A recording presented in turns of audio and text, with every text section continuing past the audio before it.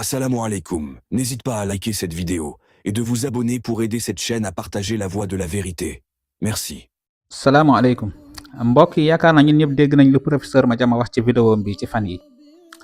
mu takfiir salafiste yi ne leen ay yéefar la leen jàppee jàpp na ne ku leen rey yéefar nga rey. ma gis tamit ay mbokk yoo xam ne dañ koy défendre ne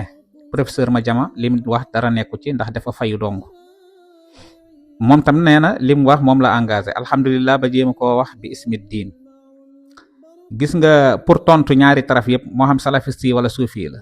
yàgg naa def ay vidéo di dénoncer ñenn ci salafiste yi nga xam ne dañuy takfiir nitu tarixa yi wala nitu tarixa yi nga xam ne dañuy takfiir salafiste yi comme ni ko professeur Madiama defee.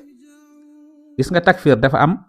danger bi ci nekk ba pare dafa am ci ay sart yu mu war a tegu waroo takfiir nit ki nii rek dans l'air te loolu lañ nemmeeku suñu jamono tey. dinaa la indil waxu maam Cheikh Sidi Alhaaji Malick Sy nga xam ne sëriñ la ci professeur Madiama di suñu sëriñ radiyallahu anhu waaye tam dinaa la indil waxu yàlla wax yonent bi alayhi salaatu wassalaam. beneen ba ca topp nañ bàyyi parparloo tey wax dëgg te yàlla rek tax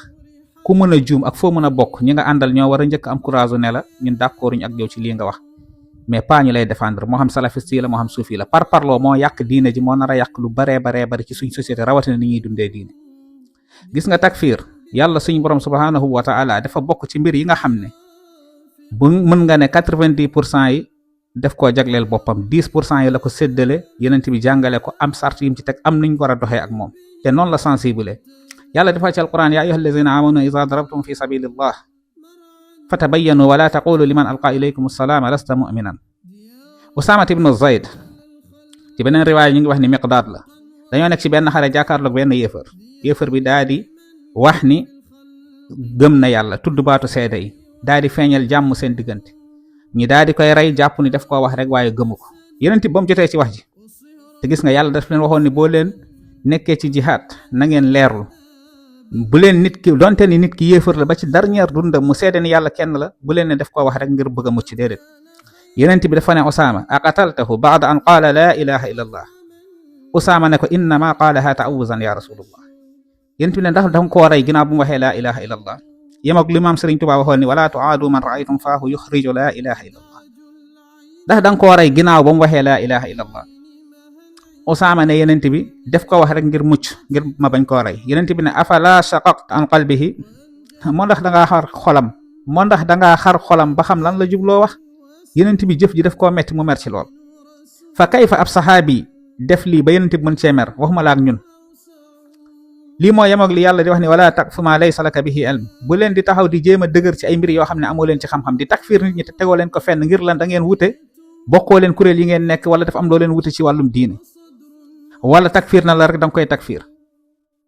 lii moo yemoog li Cheikhul Islam Ibnu Taymiya waxoon wa laysa li ahadin an yukaffira ahadan min al muslimin wa in axta wa galat hatta tuqaam alayhi al hujja mu ne yellul ci kenn ci jullit ñi muy takfiir benn jullit donte ni dafa juum def ab bàkkaar juum tarxiis yellul ci benn jullit muy takfiir mbokkam jullit lu dul ni dafa am lay gu leer gu bir. léegi nag lay gu leer gu bir ndax yow li nga jàng yem ci jàng sab ñett xadis wala sab ñett aaya wala noonoo ab nit rek nga ne lii mooy sax lay rek nga ne da ngay takfiir nit ki dans leer nañ moytu loolu. Yonent bi alayhi salaatu wasalaam lii def koo tere te insiste ci tere bi keroog waxoon naa la saxaaba yi li ñuy wute ba deret tuuru seen diggante te teewut kenn ci ñoom musul taxaw takfiir beneen kuréel bi ci des segam saxaaba yi ñoo doon moytu lii waxuma la ak ñun. Yonent bi alayhi salaatu wasalaam dafa waxaat ci beneen hadis ne ayyuma imrin qaala li axiihi yaa kaafir faqad baa biha ahaduhuma képp koo xam ne dangaa jàkkaarloog sa mbokk ne ko yow yéefar bi takfiir ko ne ko yéefar nga na nga yëg ni kenn ci ñoom ñaar ñooñu yéefar la moo yemoog li mu wax ci beneen hadis ne koo taksee ni yéefar la wala faasiq la yëgal ni kàddu gi dafay dem ci moom wala mu dellu ci yow waaye du nax saay laa yarmi rajulun rajulan bil fusuq wala yarmihi bil kufr illa irtaddat alayhi in lam yakun saahibuhu kazalik mu ne képp koo xam ne dangaa taksa sab mbokk ne faasiq la wala yéefar la yëgal ni baat bi dafay dem ci ki nga ko takse wala mu dellu ci yow bu dee ki nga ko takse melul leen rek yëgal ni yow li nga ko takse yow yaa mel noonu ndax kat dafa bokk ci melab yéefar mooy di wax nit ñi ay yéefar lañ te duñu ay yéefar kon yow yaay yéefar bi dafa bokk ci melab faasik mooy di wax nit ñi ay faasik lañ te duñu ay faasik kon yow yaay faasik xoolal ma xeetu danger yi nekk ci gaaw a takfir. li moo tax imaamu Zahabi rahimahullah doon na wax ni alkabir min abwaabil bida at takfir bi xayri burhan. nee na bokk na ci buntu yi gën a rëy ci buntu bida yi nga xam ne nit ñi ñu ngi koy xewal léegi te mu nekk bida bu fës bu bir ndax asalafu saalih daawuñ koon def mooy di takfir nit ñi loo xam ne ma anzala allah biha min sultaan amoo ci benn lay amoo ci benn burhan. ku la neex wala ko wuutal nga takfir ko te tegoo ko fenn. lii ci bida yi gën a rëy ci bida yi la bokk. Cheikh Sidi Alhaji Malick Sy bokk na ci yim doon dénoncé tey wax ni dina feeñ ci mujj jamono dina bari lool mooy ku ci nekk di woote woon yaa nekk ci sunna ña ci des nekkuñ ci sunna. nee na fa tara kulla waxidin yuxaziru nnaas an il axar wa kullun minhuma yazumu annahu min ahli sunna wal jamaa. nee na mujjug jamono di nga gis ñii di wattandikuloo ñii ña ca des di wattandikuloo ñii ku nekk naan man maa nekk ci sunna.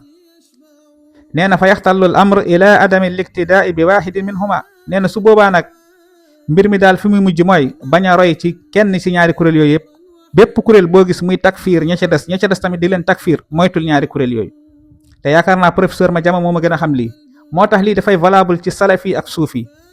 nañ bàyyi di takfir yoo xam ne teguñ ko fenn. moo tax maam Cheikh Sidi Alhaji Malick Sy dafa doon ñaan yàlla muccal ko bañ koo boole ci yi ni mel. moo tax mu ne fallahu yaxmiina wa asxaabana min misli zalik bi mannihi wa karamihi amin. moo tax mu ne yàlla nañ yàlla wattu ñun ak ñi ànd ak ñun ci xeetu jëf ak wax yi ni mel.